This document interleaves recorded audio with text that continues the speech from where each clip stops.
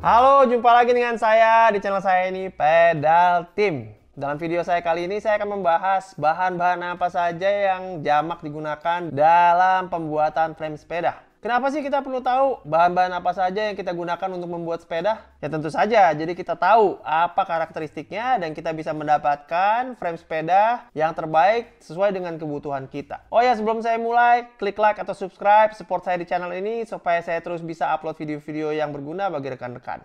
Let's go!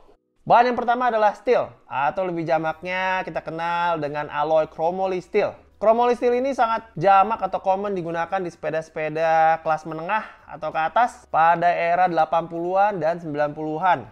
Bahannya kuat walaupun cukup berat. Karakteristik dari sepeda baja ini cukup nyaman dalam meredam benturan. Cara perakitannya ada dua macam ya.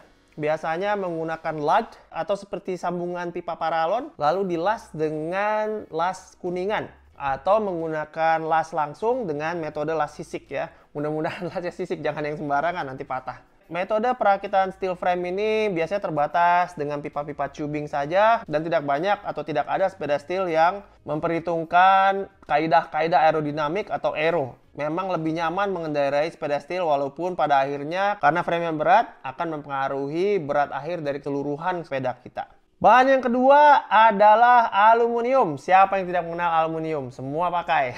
Ya, dari minuman kaleng sampai sepeda. Aluminium ini adalah alloy yang ringan dan juga bisa dibuat sangat getas atau sangat stiff. Dan memang karakteristik dari sepeda aluminium adalah ketika dikendarai itu memang lebih rough atau lebih keras karena dia memang stiff dan tidak terlalu meredam benturan. Aluminium ini adalah metal yang murah sehingga harganya juga tidak menyusahkan kantong. Akan tetapi dikarenakan karakteristiknya yang cukup getas atau cukup stiff itu, maka banyak sepeda-sepeda aluminium yang sangat menyakitkan tulang-tulang kita ketika kita riding, apalagi ketika dirakit sembarangan. Hanya beberapa saja sepeda aluminium yang saya katakan cukup seimbang antara stiffness dengan kenyamanannya. Seperti misalnya Cannondale CAT ya, atau Cannondale Advanced Aluminium Design. Itu sudah sangat terkenal di mana-mana. Aluminium juga lebih rentan terhadap penyok-penyok atau kerusakan dan sangat sukar untuk diperbaiki. Jadi apabila rekan-rekan memiliki sepeda aluminium yang sudah ada dent-dentnya atau penyok-penyok ya hati-hati. Karena memang keadaannya ketika sudah penyok itu sangat terkompromi dan berbahaya untuk keselamatan kita. Tapi ini di-counter dengan fakta bahwa aluminium memang murah. Jadi kalau frame-nya sudah rusak ya tinggal langsung diganti aja, harganya tidak terlalu tinggi begitu. Metode manufacturing aluminium juga semakin lama semakin maju. Bahkan hanya beberapa minggu sebelumnya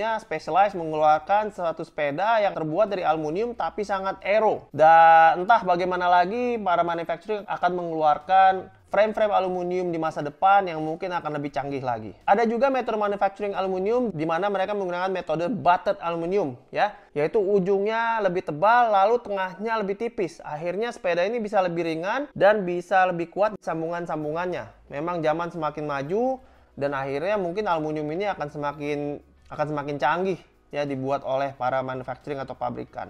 Bahan berikutnya adalah titanium atau titanium alloy yang kita kenal dengan sepeda titanium.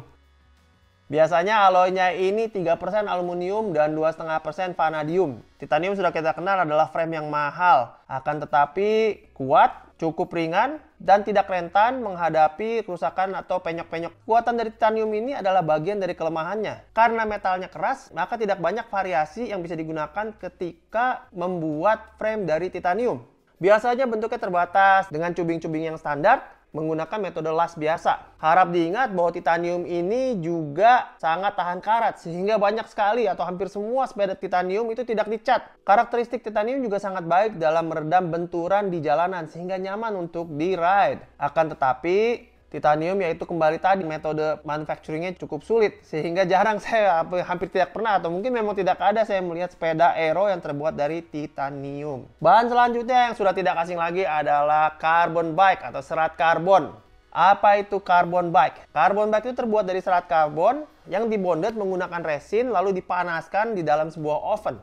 Jadi pada dasarnya sepeda ini adalah kombinasi antara resin atau plastik dengan serat karbon.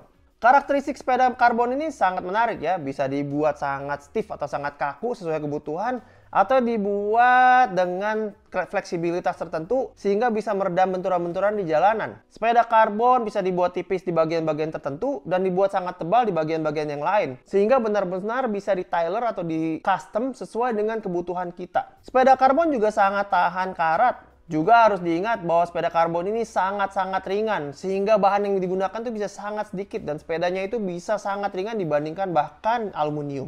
Sepeda karbon ini sangat menarik. Bisa dibilang hampir semua sepeda karbon yang dibuat di dunia adalah handmade karena memang lapisan-lapisan serat karbon harus diletakkan satu persatu dengan tangan sebelum dibonded. Jadi mutu sebuah frame dari sepeda serat karbon itu memang sangat tergantung dari manufacturer-nya. Ada yang bisa membuat frame serat karbon dengan sangat baik, dan ada yang biasa-biasa saja, bahkan ada yang lebih jelek dari frame-frame lain. Keunggulan dari serat karbon juga bisa menjadi kelemahannya, yaitu karena memang metodenya tadi dibonded, maka apabila terjadi tabrakan, bonding ini bisa lepas. Sehingga serat karbon itu serat-seratnya akan terpisah yang sering kita sebut dengan dilaminasi. Kalau karbonnya sudah pecah ya harus kita perbaiki. Tentunya melalui mereka-mereka yang sangat ahli di bidang memperbaiki serat karbon. Dari semua bahan-bahan ini, semoga rekan-rekan bisa mengetahui apa keunggulan dan kekurangannya sehingga rekan-rekan bisa memutuskan apa yang terbaik untuk sepeda rekan-rekan. Jangan lupa, sepeda yang baik buat kita adalah sepeda yang cocok buat kita. Bukan yang paling murah, paling mahal, dan paling keren. Walaupun kalau saya pikir-pikir semakin sering kita goes ya semakin keren. Jadi cocok, ya lama-lama jadi keren aja gitu. Oke? Baiklah rekan-rekan, sampai di situ saja video saya. Semoga berguna. Apabila rekan-rekan suka dengan video saya, silahkan subscribe, di like, dan klik lonceng. Selalu rajin goes, dan salam pedal team!